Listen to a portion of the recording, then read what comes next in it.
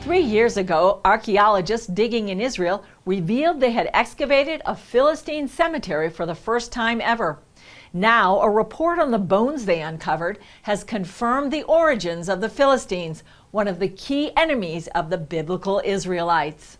State-of-the-art DNA testing on the ancient Philistine bones showed they came from Europe more than 3,000 years ago. We've been able to demonstrate for the first time that the Philistines were immigrants to the region of Philistia. Ancient Philistia was located along the modern-day southern coast of Israel and Gaza. Archaeologist Daniel Master headed the Leon Levy expedition to Ashkelon. In the 13th and 12th century, empires collapsed. Indeed, much of civilization collapsed. And when people woke up 100 years later, the world was very different.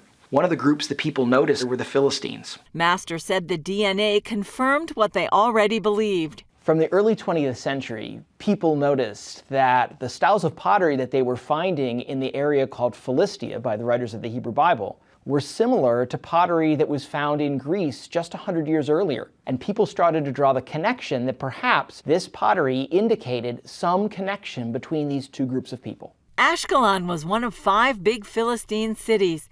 The Philistines lived there for about 600 years. The Philistines appear in the Hebrew Bible as one of the great enemies of the Israelites. But where did they come from? In the Bible, there's a mention that the Philistines came from Caphtor. This is a mention in Amos, many centuries after we think the Philistines arrived. This place was probably related to Crete. The cemetery, discovered in 2013, is dated from the 11th to the 8th century BC. And how do we tell the story of people who can't speak for themselves, that haven't left behind written texts? We can look at the scraps and the garbage that they've left behind. We can look at what other people said about them during the time period.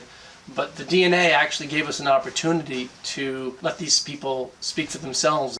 Archaeologist Adam Aja said the DNA showed that even though the Philistines kept their culture physically, genetically they eventually blended in with the locals. The discovery of the cemetery and the analysis of the bones definitively revealed that this population came from away and then slowly integrated into the local population. The Philistines disappeared during the 6th century BC when the biblical king Nebuchadnezzar conquered the region. He destroyed Ashkelon and other cities at the time, shortly before the Judeans were exiled to Babylon, as described in the Bible.